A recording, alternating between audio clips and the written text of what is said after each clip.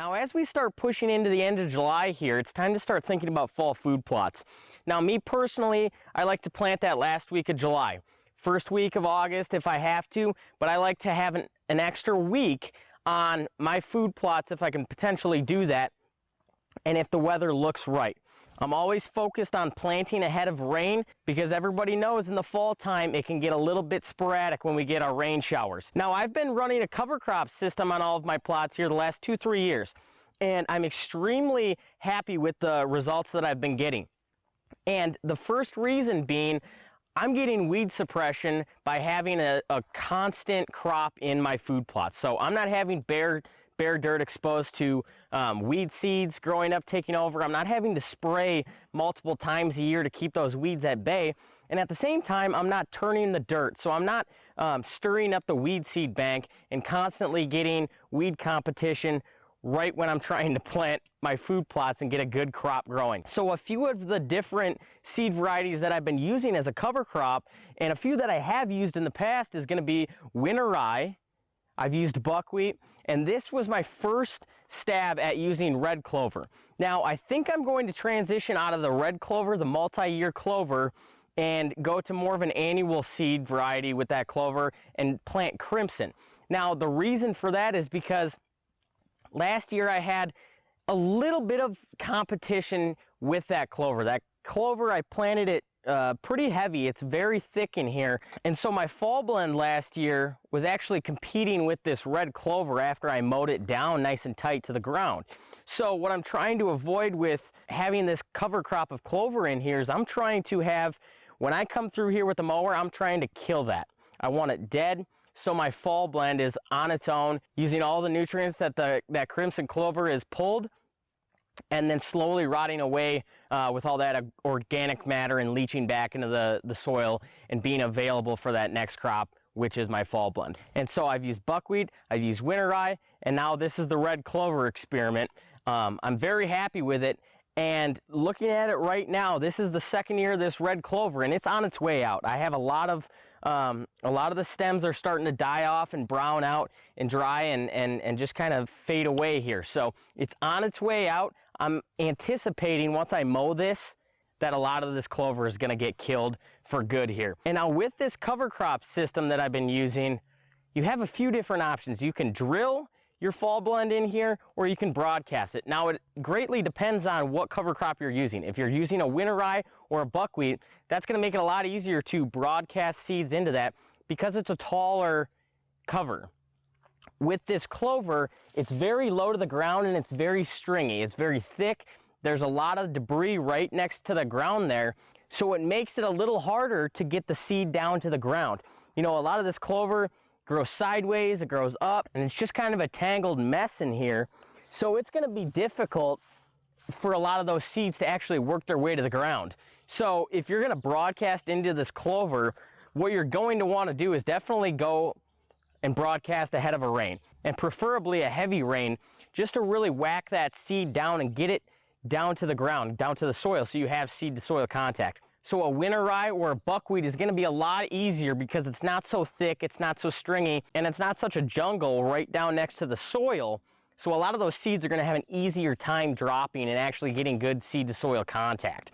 And then what I would come back through after the fact, and I would roll that buckwheat or that winter rye over the top of it, let it slowly die, and let that fall blend grow right up through it. But with this clover cover crop that I'm using here, what I'm gonna be doing is I'm gonna be drilling directly into this. I'm gonna be running a no-till drill. I use a Great Plains 6-footer. You can use a 10, my plots aren't big enough to have a 10-footer, but I'm gonna be drilling this directly into here. And at the same time, the seed blend and the seed varieties that I'm using require me to get a little bit deeper planting depth. So I'm gonna be planting oats, beans, peas, a brassica mix, and then I'm gonna be layering rye over the top after that gets established. So with those oats, beans, and peas, I need to be a little bit deeper.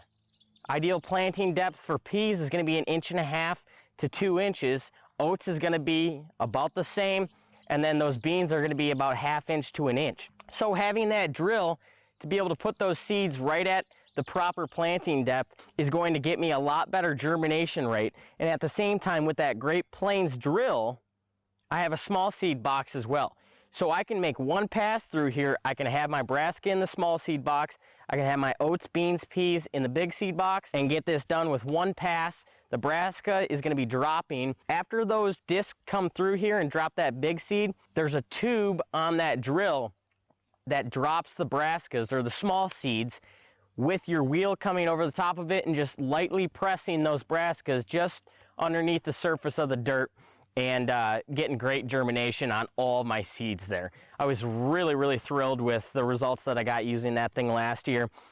So I have a hard time seeing myself getting away from that anytime soon here. But once I get that drilled in here, I'm gonna give it a day or two, let that seed start to crack open and germinate and send that taproot down. And then I'm gonna come in here with a brush hog and I'm gonna whack all of this red clover down to the ground. And what that's gonna do is that's gonna clear the way for that fall blend to grow right up through all that dead rotting thatch that's gonna be laying here.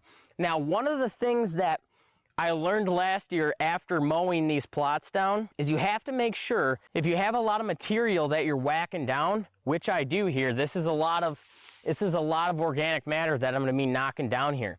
So I'm gonna have to make sure that I don't have a lot of clumps because that's gonna shade out any of my fall blend that's planted underneath that. What I want is I want an evenly spread mulch across this whole thing with that chopped up clover. And basically what that's doing is just making a weed mat, giving me a mulch there, and it's retaining all of that moisture that's right down here at ground level. Now this clover is holding a lot of moisture. I mean, these stalks, I can squeeze them and there's a ton of moisture in there.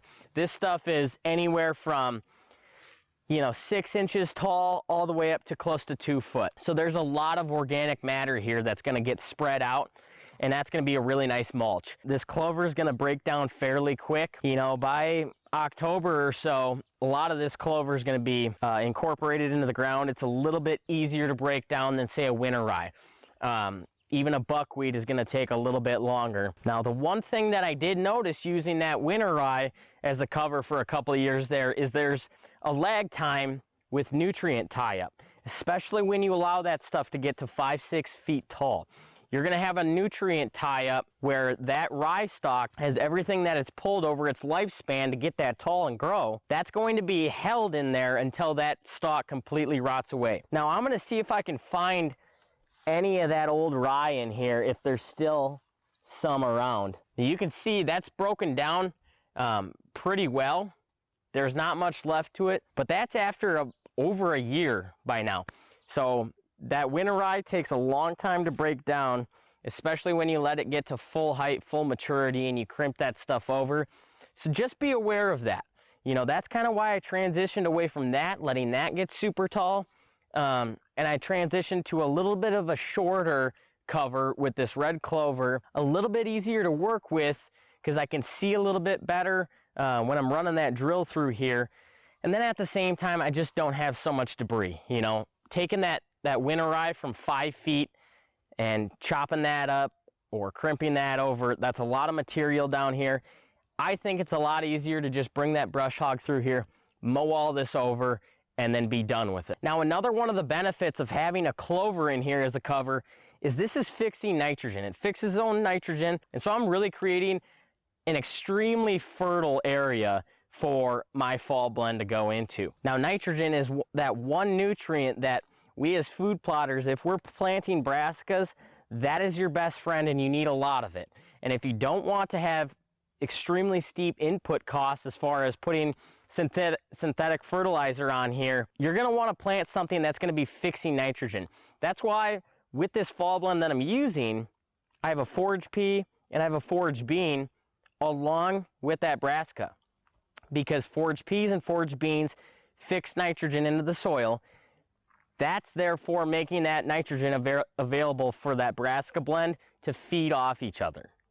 So planting a nitrogen heavy crop with the nitrogen fixing crop is going to be crucial so your input costs aren't ridiculously high when you're planting these food plots. So like I said, I really like the clover as a cover crop. I'm going to transition to that crimson clover this year. So basically what I'm going to be doing with that crimson clover is I'm going to come in here next winter and I'm going to frost seed all these plots with that crimson clover.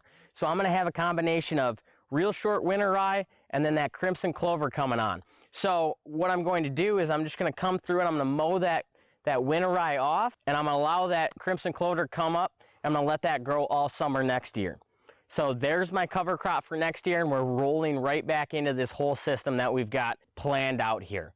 So we're constantly keeping the ground covered. We're constantly keeping the weeds suppressed by having something growing. We're keeping our soil moist and fertile by adding nutrients, having things growing, crops growing, pulling nutrients consistently, and then we're constantly building organic matter here by having heavy tonnage of whatever crop that we decide to plant in here. We're constantly adding that organic matter that's over time turning into that black dirt that we're looking to build here on these food plots. Really loving this system. The last 2-3 years we've been using it. We completely eradicated an awful pigweed problem like I'm sure a lot of you guys that have been following the channel know about. We had terrible pigweed in here, couldn't get rid of it. We were spraying 3-4 times throughout the summer to try to kill it, and eventually I had to come through here and start picking them out of the fall plots because we just couldn't keep them at bay. So that is the beauty of having this no-till cover crop rotation as far as your food plot system. This is benefiting the deer dramatically because they've been pounding it all summer long, putting those nutrients to work, going into the antlers, building those fawns up. And now instead of spraying this over, what we're gonna do, we're gonna drill directly into this beautiful stand of clover on all these plots. We're gonna wait a couple days, let it rain, and then we're gonna come back through here. We're gonna brush hog this down. You know, I've got a 3-point attachment brush hog that I'm gonna use, make quick work of this. I used a lawnmower last year, a lawn tractor. Whatever you guys have got, whack that cover crop down, put a beautiful mulch over the top of that fall blend, and I think you're gonna be pretty happy with the results you get this fall.